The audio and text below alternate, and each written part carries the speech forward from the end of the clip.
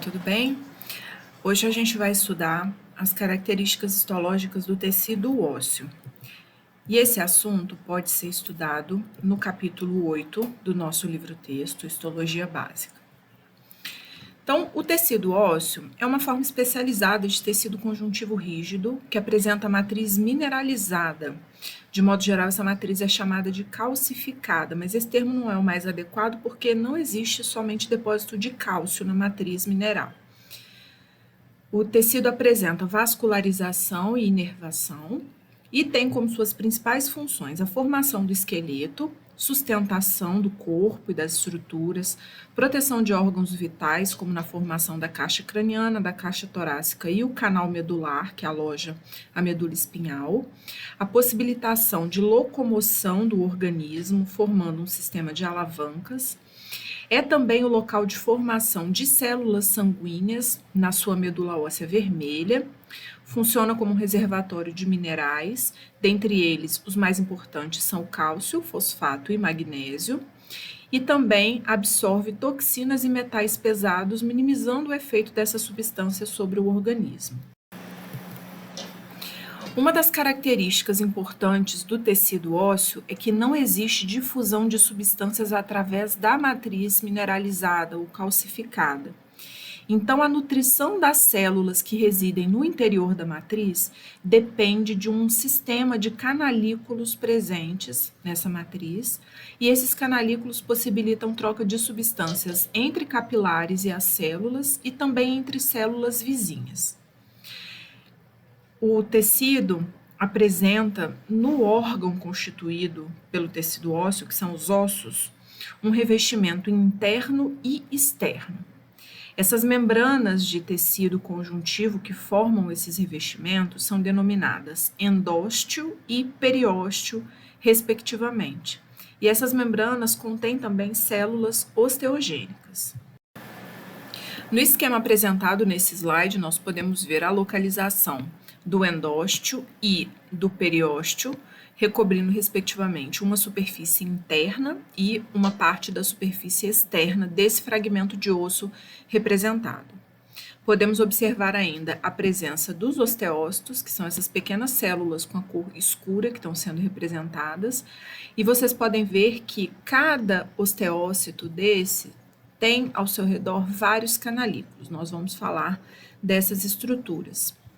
Conforme vocês podem visualizar também, o tecido é vascularizado, e nesse caso, do tipo de tecido que está sendo representado nesse esquema, que é um tecido ósseo secundário, ou tecido ósseo maduro, a organização do tecido também se apresenta na forma de estruturas, que são unidades estruturais, na verdade, chamadas de sistemas de Havertz, que nós vamos estudar. Em relação às células que constituem o tecido ósseo, são encontradas os osteoblastos, os osteócitos e os osteoclastos, sendo que os osteoblastos e os osteócitos derivam de uma célula osteogênica em comum, de modo que, na verdade, os osteócitos já foram osteoblastos nas suas fases mais iniciais da vida. Os osteoclastos, por sua vez, são células gigantes que derivam de outro tipo de célula precursora diferente da célula que dá origem aos osteoblastos e osteócitos. Nós vamos falar de cada um desses tipos de células que constituem o tecido ósseo. Os osteócitos são o primeiro tipo de célula que nós vamos abordar. São células achatadas, com pequena quantidade de retículo endoplasmático rugoso, complexo de Golgi pouco desenvolvido e o núcleo com cromatina condensada. Essas características são típicas de células com baixa atividade sintética. Apesar disso, os osteócitos são importantes para a manutenção da matriz óssea, e é observado experimentalmente que sua morte é seguida de absorção da matriz nas regiões adjacentes ao osteócito que morreu. Essas células são encontradas no interior da matriz óssea e ficam alojadas dentro de lacunas de onde partem os canalículos que permitem o transporte de substâncias e a comunicação entre as células do tecido. No caso do tecido ósseo, cada lacuna contém somente um osteócito. Os osteócitos apresentam prolongamentos celulares que estabelecem contatos entre células vizinhas dentro dos canalículos por meio de junções comunicantes, que são junções do tipo gap. Nessa imagem, nós podemos ver alguns osteócitos alojados, cada um dentro de uma lacuna, e podemos observar essa rede de canalículos que existe na matriz. Esses canalículos alojam os prolongamentos celulares de cada um desses osteócitos. Então, através desses canalículos, os prolongamentos de células vizinhas podem formar contatos, e nesses pontos de contatos existem, então, junções comunicantes, aquelas junções do tipo gap, que permitem a passagem de íons e pequenas moléculas entre as células comunicantes. Nessa outra imagem, nós podemos ver também um osteócito alojado dentro do espaço da lacuna, que nós podemos ver sendo delimitada, onde eu estou indicando na figura, e podemos ver um prolongamento de desse osteócito, que está sendo representado dentro do canalículo. Então, esse espaço que nós vemos aqui é o canalículo, e aí dentro está um prolongamento desse osteócito, bem como nessa outra região da imagem. Os osteoblastos, por sua vez, são as células que sintetizam a parte orgânica da matriz óssea, que é constituída de colágeno tipo 1, proteoglicanos e glicoproteínas, além dos elementos minerais, que constituem a parte inorgânica.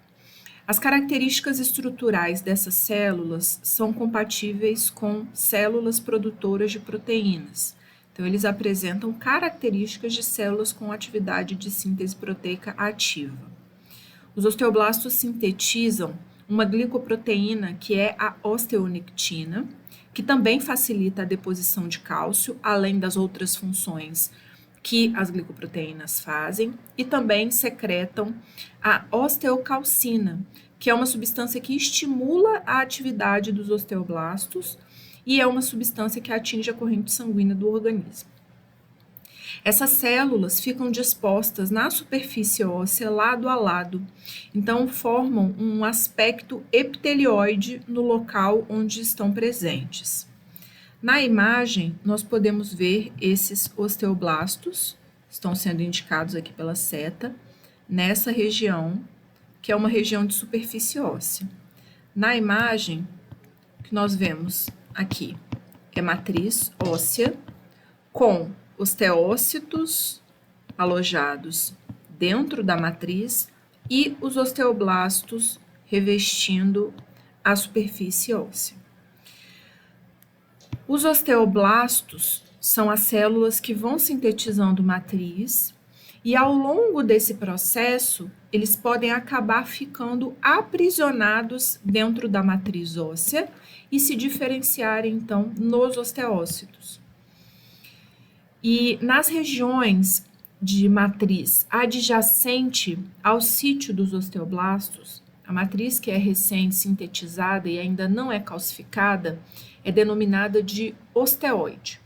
Essa matriz do tipo osteoide posteriormente será mineralizada e adquirirá todas as características que são presentes na matriz que já está mais afastada desses osteoblastos. Os osteoclastos, que são o terceiro tipo de célula que é encontrado nesse tecido, são células móveis, gigantes, multinucleadas e ramificadas. Nessa imagem do slide, nós podemos ver alguns osteoclastos, que eu estou indicando na figura, e eles se encontram associados à superfície óssea. Então, aqui nós vemos com a cor roxa a matriz óssea, e esses osteoclastos estão em alguns pontos de superfície. Essas células apresentam um citoplasma com aspecto granuloso, com presença de vacúolos. São células que fazem uma função de reabsorção óssea. Então, elas apresentam algumas porções dilatadas que ficam colocadas em pequenas depressões na matriz, e essas pequenas depressões de matriz escavada são denominadas lacunas de Rauschip. Essas lacunas de Hauschip, então, são os sítios onde os osteoclastos ficam alojados, onde essas porções dilatadas dos osteoclastos ficam alojados. A origem dessas células é a partir de células precursoras mononucleadas da medula óssea. E essas células, ao contato com o tecido ósseo, se fundem e dão origem aos osteoclastos. Essa célula tem a função, então, de fazer um tipo de digestão da matriz óssea e a reabsorção de elementos dessa matriz digerida, transferindo esses elementos para a circulação sanguínea ou depositando-os. Esse esquema mostra para a gente como um osteoclasto age sobre a matriz óssea, que está representada aqui embaixo, essa estrutura que a gente vê aqui, e aqui está sendo representado um osteoclasto. Então, nós podemos ver que o osteoclasto produz uma pequena escavação na superfície óssea, que é a lacuna de Hauschip, onde essas porções dilatadas e esses pequenos prolongamentos dos osteoclastos ficam alojados.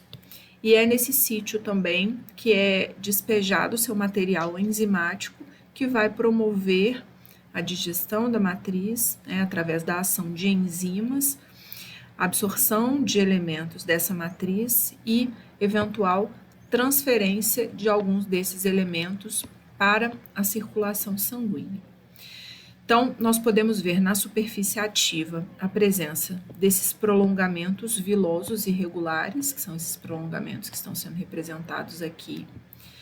Na região em que o osteoclasto se apresenta firmemente aderido à superfície óssea, internamente, o citoesqueleto do osteoclasto nesse local é pobre em organelas e rico em filamentos de actina.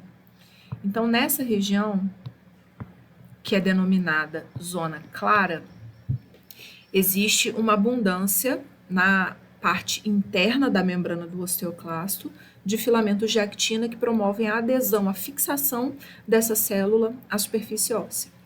A atividade dessas células é coordenada por citocinas e por hormônios.